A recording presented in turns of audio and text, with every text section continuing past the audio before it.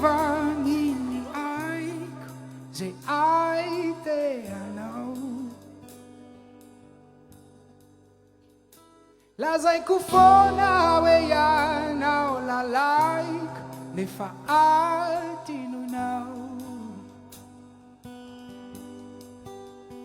ianao lay zanaky fitiavana lay tokony zarindray mangetaheta tianao faly zay rehetra mitazana ka rerakianao manalikatraleta imba ianao anao tove kilay fitiavako anao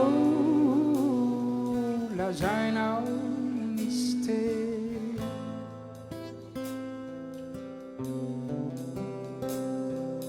mora maratsy anao mora sorena kely izao tontolo izao lasa tianao iodinaninao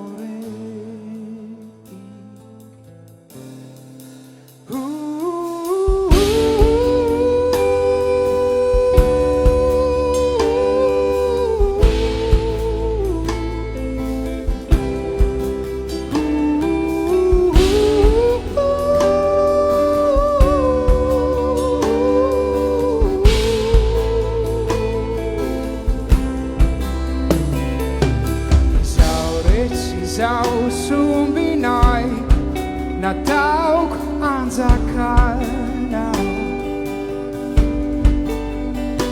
zay rivotra mitsoky indray no mibaiko ny fomba fiainanao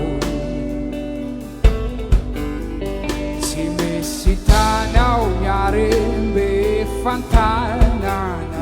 toy ny mahantra ny fonao manjoretra mitodikavy mitodikiavanana sady te hiavaka no te hitovy amrehetra mba ianao anao tove kilay fitiavako anao lazainao misy teny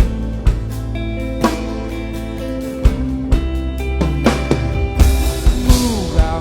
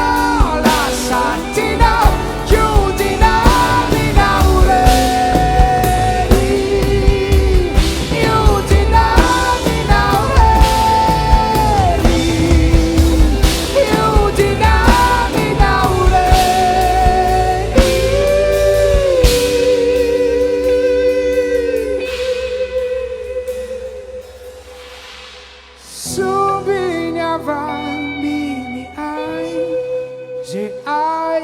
的海。